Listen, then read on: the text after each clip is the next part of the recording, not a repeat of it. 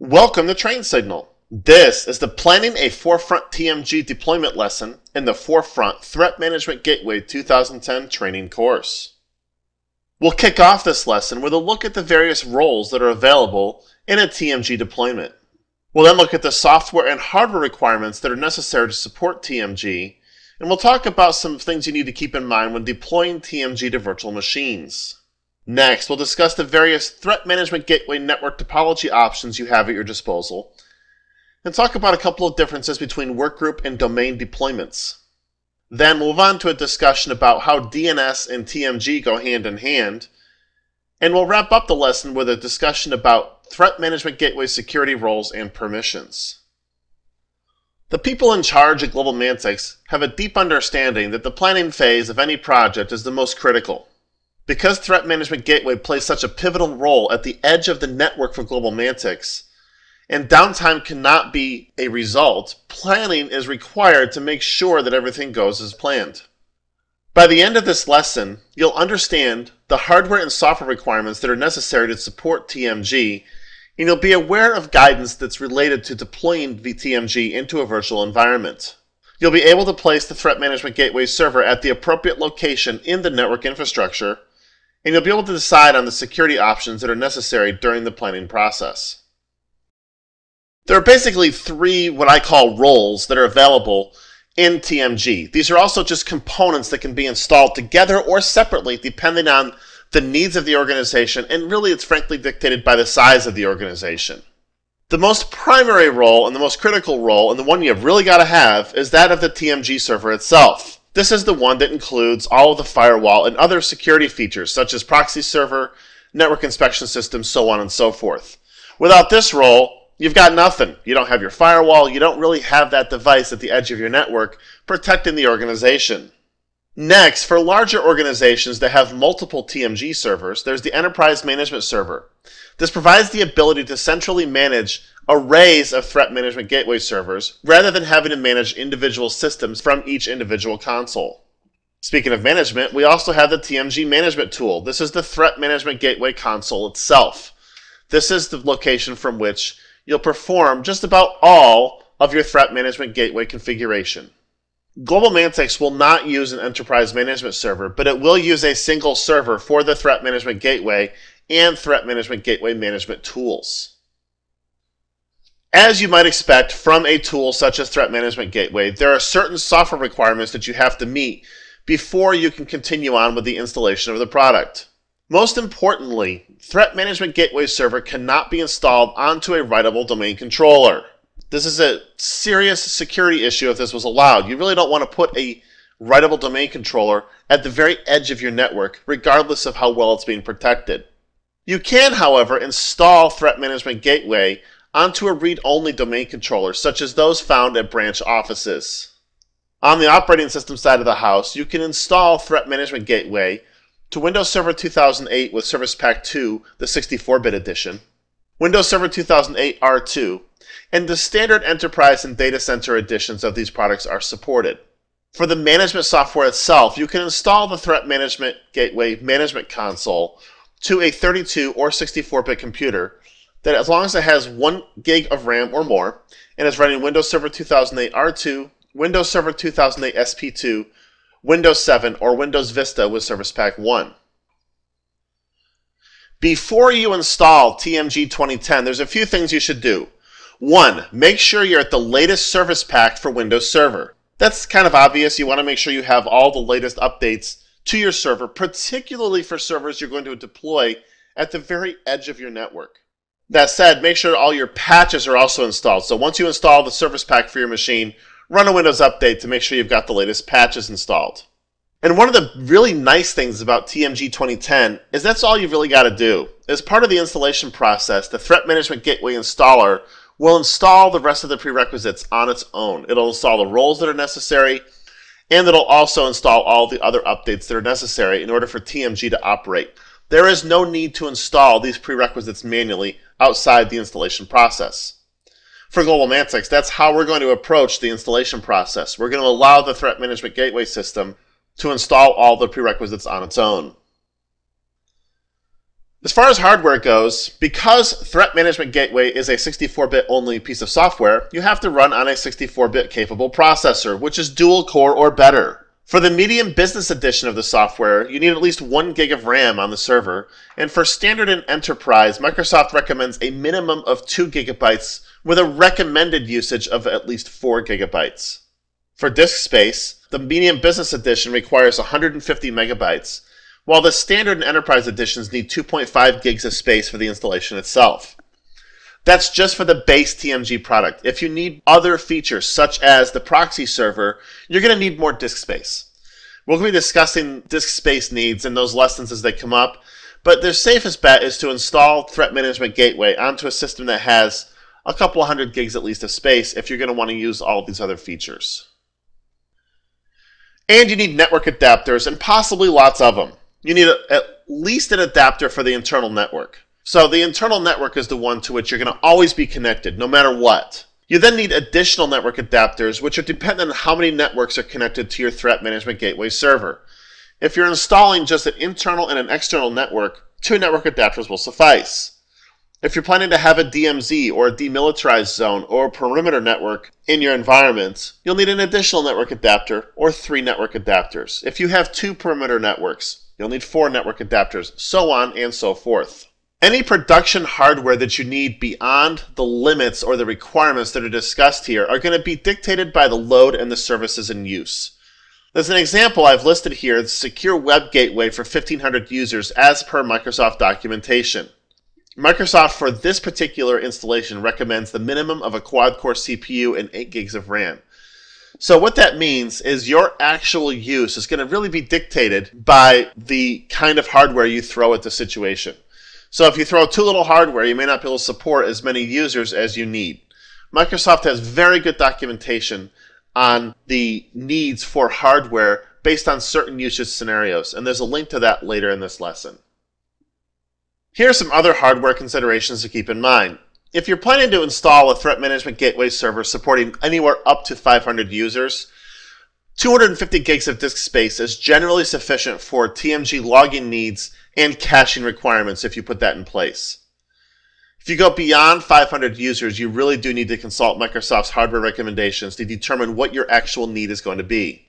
For GlobalMantics, we're going to install all services onto a single server that has 4 gigs of RAM assigned, 250 gigs of disk space allocated, and 2 processing cores, or 2 CPUs, and 2 processing cores. So we're going to install 2 cores that will appear as 2 CPUs to the virtual machine. Speaking of virtual machines, Threat Management Gateway is supported in a virtual environment, which might surprise you to a point, given the fact that this sits at the edge of the network. However, you have to make sure the hypervisor you use is supported by Microsoft, and Microsoft is pretty strict about their hypervisor support. In general, Hyper-V and vSphere, among others, are good to go when it comes to a support standpoint on these kinds of pieces of software. If you try to run Threat Management Gateway on unsupported software and then you call Microsoft support for assistance, they will ask you to either replicate the problem inside supported software or on real hardware before they'll give you some assistance. You've got to make sure your virtual machine has enough virtual network adapters, RAM, and processing power to support your network environment. Just because you're running inside a virtual machine doesn't mean you can necessarily skimp on the required resources. VLAN configuration in a virtual machine might be tricky, and network and systems teams will need to be well coordinated when you deploy the Threat Management Gateway in this kind of scenario. GlobalMantics as a company will be deploying to physical hardware to keep Threat Management Gateway separate from other devices. For my lab use, I'm going to use Hyper-V as explained in the lab setup lesson earlier in this course. If you're confused about how I'm configured inside my environment here in Hyper-V, please refer back to the lab setup lesson, as all of it's going to be explained there in good detail for how I've set up Threat Management Gateway, my virtual network adapters, and resources to support the Threat Management Gateway implementation. There are a number of different ways by which you can deploy Threat Management Gateway, and we're going to talk about a few of them here. These are the Threat Management Gateway network topologies that you have to choose from when you do your implementation of TMG. The first is really the most common, and it's called the Edge Firewall topology. This allows Threat Management Gateway to be the organization's edge firewall, and it's connected to two networks: the internal network that you see here down at the lower part of your screen, and the external network, the cloud, the internet, whatever you want to call it. This requires the Threat Management Gateway, the firewall component, to have two network adapters at its disposal.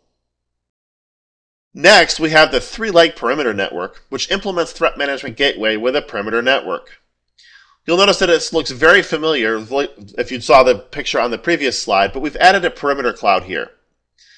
Generally, what's going to happen here is you're going to have your clients on the internal network, along with any servers that are strictly internal, such as potentially internal domain servers, DNS servers, domain controllers, and the like. In the perimeter network, you'll put your servers that require external access from the external world: web servers, FTP servers, mail servers, front-end mail servers, and the like. Obviously, depending on what you deploy to your perimeter network, there could be a lot of communication taking place between the internal and the perimeter network. Next, we have the back or front firewall topology. It's called the back firewall in Threat Management Gateway. This is where Threat Management Gateway sits either behind or in front of another firewall. So on your diagram, you'll notice that there's two firewalls, and I've got Threat Management Gateway listed as both of them. Well, in this case, probably only one of them would be Threat Management Gateway, although they both could be. But it would be a different firewall product. If I were deploying this in my day-to-day work environment, we have a sonic wall firewall that sits at the front of our network between the internet connection and our network.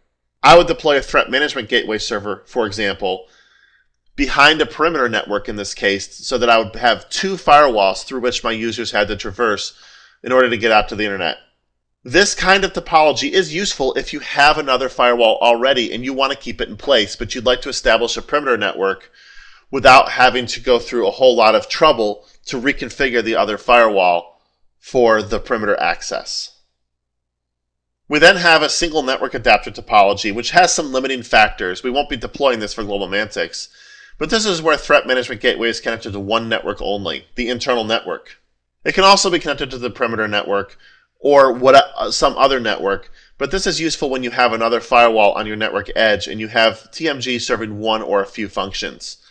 Some of TMG functions will not work in a single network adapter topology. I've mentioned elsewhere in this course that Threat Management Gateway can be deployed into either a workgroup or into an Active Directory domain join server. There are some things to keep in mind when you're deploying to a non-domain system or a workgroup system. First of all, the Enterprise Management System Replication Service is unavailable in a workgroup environment. And there are some additional preparation steps you have to take to prepare your workgroup environment to make sure that everything works as expected, including making sure that Active Directory accounts and things are synchronized. You have to make sure that the accounts from the domain are mirrored and, as I mentioned, synchronized on your Threat Management Gateway workgroup system in order for policies to be able to work appropriately. The Threat Management Gateway server system requires a server certificate when it's operating in a workgroup mode. However, a workgroup can be more secure than a domain deployment since Active Directory is separated from the equation. GlobalMantic will deploy Threat Management Gateway as a part of the GlobalMantic domain. The Threat Management Gateway server will be joined to the globalmantic.com domain, not in a workgroup environment. When it comes to Threat Management Gateway and domain name system or DNS, there's a lot of things to keep in mind. First of all, Threat Management Gateway is very heavily dependent on a properly functioning DNS environment. An underpowered DNS server can create a major performance bottleneck for Threat Management Gateway. In fact, if you look at Threat Management Gateway resources, forums, things like that, a lot of times people say, have you checked your DNS environment to make sure that it's all set up right? And a lot of times that's the problem. If you have a Threat Management Gateway server that has multiple network adapters, in almost every case with only a few exceptions, they will have multiple network adapters. You should configure DNS on only a single adapter. Try to use internal DNS servers, which in turn will have their own recursion and forwarding mechanisms configured. Don't try to have the Threat Management Gateway server handle recursion and forwarding of DNS requests. Assume that your internal DNS servers will be up and functional when Threat Management Gateway is operational. DNS servers must be in the same domain as the Threat Management Gateway server or joined to a trusted domain. The network adapter that holds the DNS servers must be the topmost adapter in the Threat Management Gateway network adapters list, which you'll see later on in this course. And again, we're going to look at a lot more that you'll see later on in this course. And again, so I just wanted to make you aware right now that DNS is a very important part of your Threat Management Gateway environment, and we'll be taking a look at it. So if you have any worries about your DNS environment, address them before you deploy Threat Management Gateway. From a security roles perspective, there's 3 roles that are available by default in Threat Management Gateway. We have the Forefront Threat Management Gateway Array Monitoring Auditor, the Array Auditor, and the Array Administrator. The Array Monitoring Auditor can monitor things. They can't do a lot of things as far as administration goes. Specifically, the Array Monitoring Auditor can monitor network activity, but not actual configuration information from the Threat Management Gateway environment. The Array Auditor can perform all of the same monitoring tasks as the Array Monitoring Auditor, including log configuration and alert definition, and they can also view the Forefront Threat Management Gateway configuration itself, so it takes it one step beyond the Array Monitoring Auditor. Then we have the Grand Poobah of administration, the Array Administrator. The users that are assigned to this group can do pretty much anything with regard to Threat Management Gateway administration and configuration and monitoring. For Global Mantics, they're going to use a single administrator account that operates as the Forefront Threat Management Gateway Array Administrator. We're not going to be breaking things down into separate roles for Global Mantics. I'm not going to go into a lot of explained depth and analysis on what you see on this slide because it's easy to read. This basically gives you a list of the various actions that are available in Threat Management Gateway and some of the things you can do, and it shows you what each various security role is allowed to do with regard to that particular action. Now let's summarize the decisions that have been made by Global Mantics as a result of the information gleaned in this lesson. On the hardware side, Global Mantics will deploy Threat Management Gateway to a system that has 4 gigs of RAM, 250 gigs of disk space, and 2 CPUs assigned.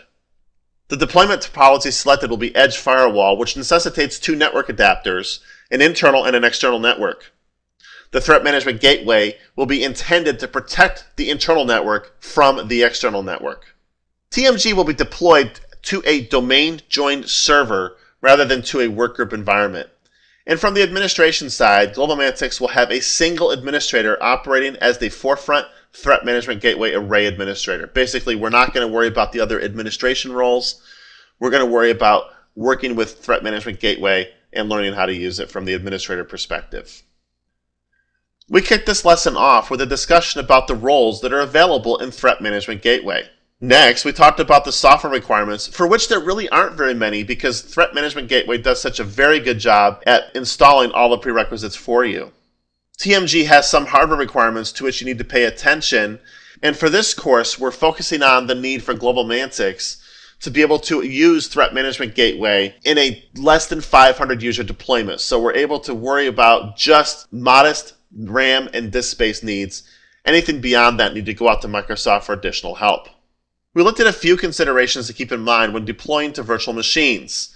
You'll see a little bit of these in action later on in this course because I'm deploying Threat Management Gateway into a virtual machine in my lab. We looked at the 4 Threat Management Gateway network topology options and discussed workgroup versus domain deployment considerations and made sure that you understood the importance of DNS with regard to Threat Management Gateway. We then wrapped up the lesson to make sure you understood the built-in Threat Management Gateway security roles and permissions. Here are a couple of supporting resources. The first one is Forefront Threat Management Gateway 2010 hardware recommendations. If you need to deploy TMG 2010 with beyond 500 users, that link will tell you some things to keep in mind when it comes to supporting a lot of users on TMG. There are lots of security considerations to keep in mind when you're deploying into a virtual machine as well. The second link on your screen will take you to a comprehensive document that explains all the various nuances to do with a virtual deployment of TMG. Thank you for listening, and I look forward to seeing you in the next lesson.